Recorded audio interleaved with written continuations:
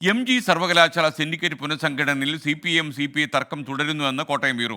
അധ്യാപക വിഭാഗത്തിൽ CPI നൽകിയ ശുപാർശയിൽ CPIന് കടുത്ത എതിർപ്പ്. ശുപാർശ നൽകി ദിവസങ്ങൾ കഴിഞ്ഞിട്ടും നോമിനികളെ അംഗീകരിച്ച് ഉത്തരവ് ഇറങ്ങിയില്ല. ടോബി ജോൺസൺ ചേരുന്നു കോട്ടയത്ത് നിന്ന് തത്സമയം. ടോബി, ഗുഡ് മോർണിംഗ്, പറയൂ.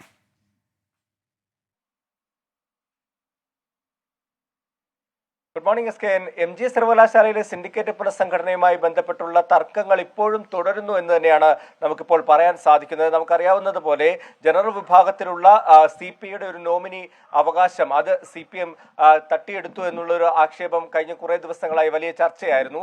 അതിന് പിന്നാലെയാണ് CPIക്ക് ഇത്തവണ അനുവദിച്ച് നൽകിയ ഒരു പ്രിൻസിപ്പൽ വിഭാഗത്തിലേക്കുള്ള ശുപാർശയും ഒരു അധ്യാപക വിഭാഗത്തിലേക്കുള്ള ഒരു നോമിനേഷനുമാണ് CPIക്ക് ഉണ്ടായിരുന്നത്. അതിൽ അധ്യാപക വിഭാഗത്തിലേക്ക് CPI നൽകിയ നോമിനേഷൻ അംഗീകരിക്കാനാവില്ല, ആ വ്യക്തിയെ അംഗീകരിക്കാനാകില്ല എന്ന് CPM പറഞ്ഞു എന്നാണ് ഇപ്പോൾ CPI പ്രവർത്തകരെല്ലാം തന്നെ പറയുന്നത്. എന്തായാലും ഇത് വലിയൊരു തർക്കത്തിലേക്ക് പോകുന്നു എന്ന് തന്നെ വേണമെങ്കിൽ നമുക്ക് പറയാൻ സാധിക്കും. കടുത്ത വിയോജിപ്പ് ഈ CPI അധ്യാപക സംഘടനയിലുള്ള ആളുകൾക്കുണ്ട്. ഇത്തരത്തിലുള്ള നടപടി ഒരിക്കലും അംഗീകരിക്കാൻ സാധിക്കില്ല എന്ന് തന്നെയാണ് അവർ പറയുന്നത്.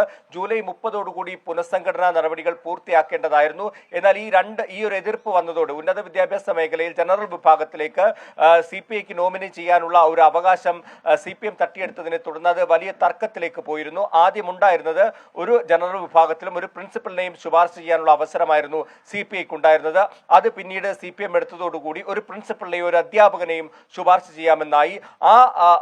കുറച്ചുനാൾ അത് ശുപാർശകൾ നൽകാതിരുന്നുവെങ്കിലും എതിർപ്പ് CPI ഉന്നയിച്ചുവെങ്കിലും അവസാനം ഒരു പ്രിൻസിപ്പലെയും ഒരു അധ്യാപകനെയും ശുപാർശ ചെയ്യാൻ CPI തീരുമാനിക്കുകയായിരുന്നു. അതിലാണ് വീണ്ടും CPM ഒരു എതിർപ്പ് ഉന്നയിച്ചിരിക്കുന്നത്. കേരള കോൺഗ്രസ് എം പ്രതിനിധികളെ അതേപടി സിൻഡിക്കേറ്റ് നിലനിർത്തുമ്പോഴാണ് CPIയോട് ഈ ഒരു നിലപാട് CPM സ്വീകരിക്കുന്നത്. അതുകൊണ്ട് തന്നെ കടുത്ത വിയോജിപ്പുണ്ട്. ഒപ്പം തന്നെ കേരള സർവകലാശാലയിൽ നടന്ന സംഭവ വികാസങ്ങളുടെ ഒരു തുടർച്ചയാണ് ഇപ്പോൾ നടക്കുന്നത് എന്നുള്ളതും കൂടിയുണ്ട്.